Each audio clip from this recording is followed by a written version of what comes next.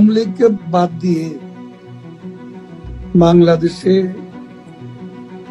কোনো বিশ্বাসযোগ্য, গ্রহণযোগ্য নির্বাচন, নিরপেক্ষ নির্বাচন হতে পারে না। 10 মাস পর প্রথম চেহারা দেখালেন ওবায়দুল কাদের।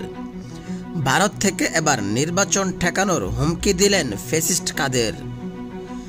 এবার বাংলাদেশের আসন্ন জাতীয় নির্বাচন ঠেকানোর হুমকি দিয়েছেন ভারতে পালিয়ে থাকা আওয়ামী লীগের সাধারণ সম্পাদক ও সাবেক সেতুমন্ত্রী ফ্যাসিস্ট ওবায়দুল কাদের। সম্প্রতি একটি ইউটিউব চ্যানেলে প্রকাশিত ভিডিও বার্তা তাকে এই হুমকি দিতে দেখা যায়। 5 আগস্টের 10 মাস পর এই প্রথম ক্যামেরার সামনে প্রকাশ্যে বক্তব্য দেন জুলাই গণহত্যার অন্যতম শীর্ষ এই অভিযুক্ত।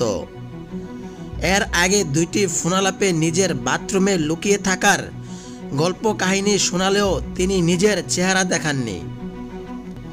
ফ্যাসিস্ট কাদের বলেন, আওয়ামী লীগকে বাদ দিয়ে বাংলাদেশে কোনো বিশ্বাসযোগ্য, গ্রহণযোগ্য, নিরপেক্ষ নির্বাচন হতে পারে না। তারা নিজেরাও নির্বাচন দেবে কিনা আমার যথেষ্ট সন্দিহান।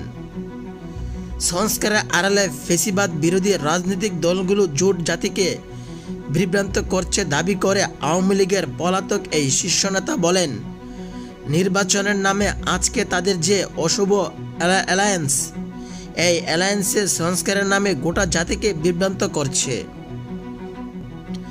আজকে বিচারের নামে ক্যাঙ্গারু কোর্ট বসিয়ে প্রহসন করছে। এই দ্বারা আমরা ঘুরিয়ে দিব। এর বিরুদ্ধে আমাদের প্রতিরোধ চলবে।